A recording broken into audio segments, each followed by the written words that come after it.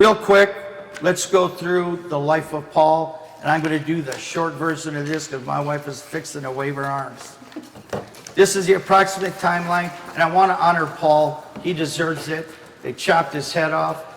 Paul's ministry was vast, and it's not because of what he picked up so much as it is what he left behind. He had it. His life was made. He was a Roman citizen from birth. He was born in Cilicia, which is where the city of Tarsus is found. He was born in Tarsus. Tarsus was a Roman capital city because something that they had done, the emperor at one point said, "You are Rome now."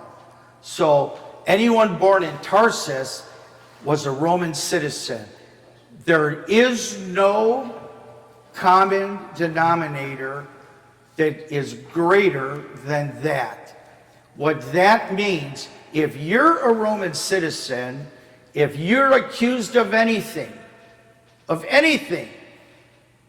you can snap your fingers and say, "I appeal to Caesar," and the Roman emperor would grant you audience.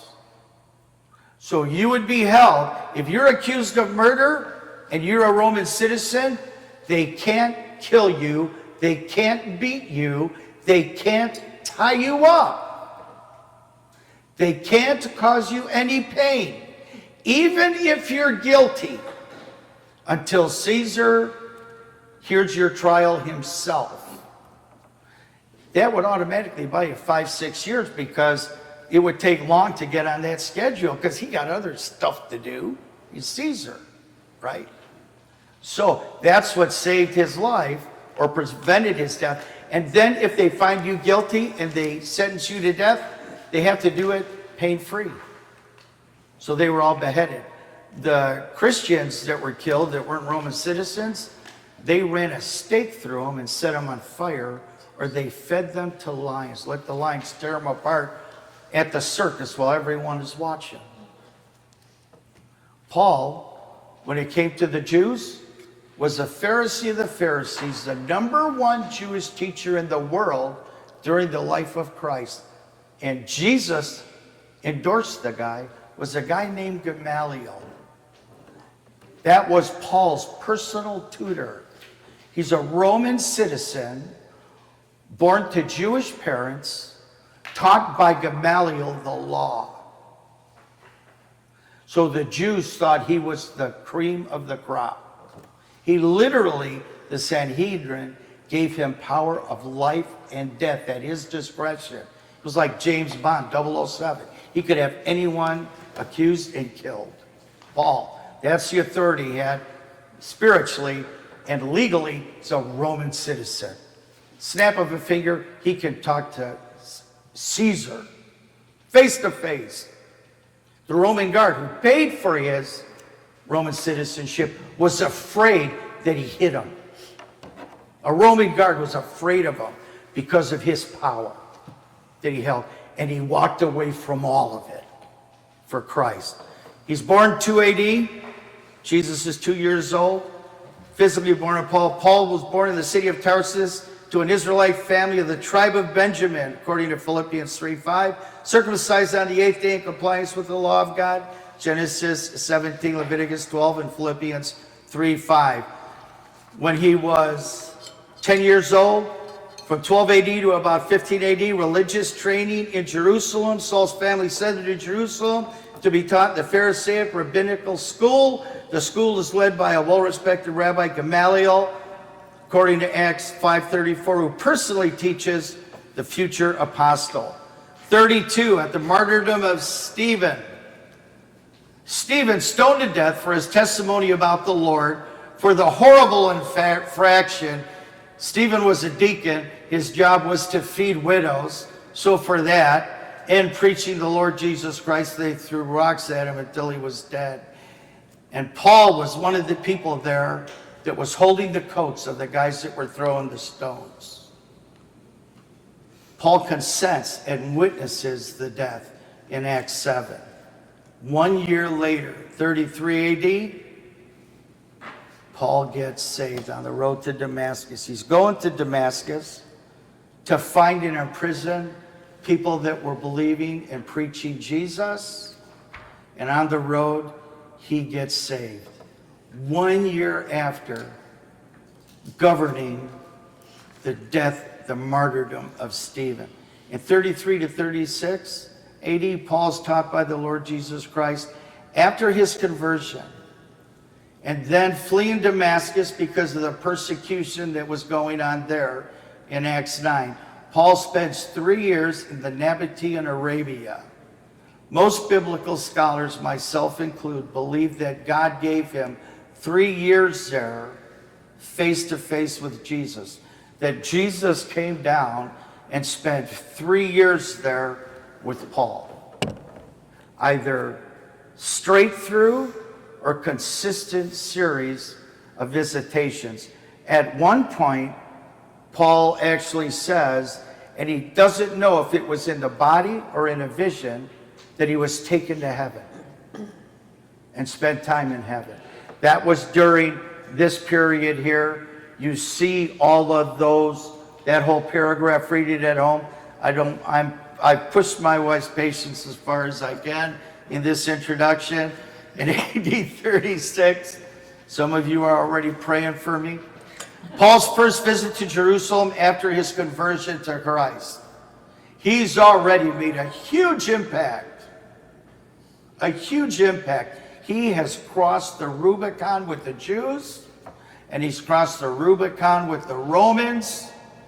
It's just him and Jesus until they chop his head off. And Paul went all in. His first visit to Jerusalem after his conversion to Christ. After 3 years in Arabia, Paul journeys back to Damascus, Galatians 1:17, then travels to Jerusalem, stays almost 2 weeks. Paul's preaching angers some Jews to the point where they plot to take his life. How does that happen? That they're going to nail Paul, plot to take his life. What are the other 10, 11 disciples doing? They were all there. Like, were they fitting in? I think Paul was a real shot in the arm. You know, they were kind of mixing, like that one altercation where Peter is eating kosher food when he's around the Jews and talking circumcision, and when they're not around, ignored it, and Paul called him to task. I think Paul went all in. Paul went all in. 36 to 40, he goes home to Tarsus. Apostle Paul stays in his hometown for another 4 years. 40 to 41, because of the church growth in Antioch, men from Cyprus, Cyrene, travel to Antioch of Syria to reach out to Gentiles concerning the gospel of Christ. God blesses their efforts. A huge amount of people get saved, become followers of Christ. Barnabas travels to Tarsus to seek Paul's help with teaching newly converted Syrian Antioch Gentiles. They journey from Tarsus back to Antioch and stay in the city for an entire year. Again, 42, a famine is prophesied. God in Antioch reveals through the prophet Agabus that a 3-year famine is going to occur in Acts 11, 27, and 28. In 44 AD, famine relief goes to Jerusalem. Paul and Barnabas escort food and relief supplies to Jerusalem, after which they return to Antioch according to Acts 12:25. From 44 to 46 AD, Apostle Paul's first missionary journey begins. Paul and Barnabas, ordained by the church as the two, are set apart for the work the Lord has set them to accomplish. In Acts 13, from Syria, Antioch, Paul, Barnabas, John Mark start their first missionary journey. Mark and Paul are still together here. In Acts 13, they traveled to Salamis on the island of Cyprus. After preaching the gospel, they talked to Paphos on the other side of the island. They walked to Paphos on the other side of the island. In Paphos, the evangelistic team meets with the island's governor and his friend Elymas. So they're kicking up some dust. And the governor's friend was like a sorcerer and named Elymas. Paul, after Elymas tries to prevent the governor from receiving and accepting the gospel messages, renders the sorcerer blind through a miracle in the middle of Acts 13. John Mark returns to Jerusalem. Paul, Barnabas, and Mark sail to Perga. After docking, John Mark leaves and returns to Jerusalem. The two evangelists leave Perga and then go to Pisidian Antioch. So Mark goes back to Jerusalem, and Paul and Barnabas go on to Pisidian Antioch.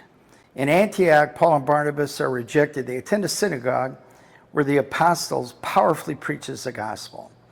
A lot of people in the city initially believe what is taught, but they're soon turned against the gospel by Jews that were following Paul along and were causing trouble as Paul would preach, and these Judaizers would come in afterwards and undo some of that damage to the synagogue.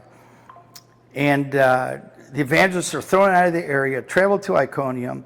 As is its custom, Paul preaches in a local synagogue. Once again, sadly, unbelieving Jews stir up many in the city to oppose the truth. After learning the plot they have them stoned to death, the two preachers flee to Lystra. Paul is here. It's the same thing every time. He's honored, and then they try to kill him. In Lystra, Paul heals a crippled guy. The people that see the miracle are so amazed that they try to worship the evangelist like Paul is a god. Paul stops them, but soon after, the new Jews from other areas are following him around into the city to cause trouble for the two. The crowds are stirred up against Paul and attempt to stone him to death. After the stoning, his dead body is dragged out of Lystra, his dead body, and he miraculously regains consciousness, re-enters the city. The next day, he and Barnabas travel to Derbe. Paul and Barnabas preach the gospel in Derbe, retrace the steps back through Lystra, Iconium, Antioch. They ultimately arrive at Syrian Antioch in Acts 14. It's after this point in the life that Paul will go to Corinth, that he would write Romans in this letter in 57 AD. He's believed to have been beheaded during the reign of Nero, Claudius, Caesar, Augustus, Germanicus' reign, which spanned from 54 to 68 AD. So at this point in his ministry, Paul is on a boat in handcuffs. He's going to be taken because he appealed to Caesar, and that's where we start today's lesson. Boom. Done.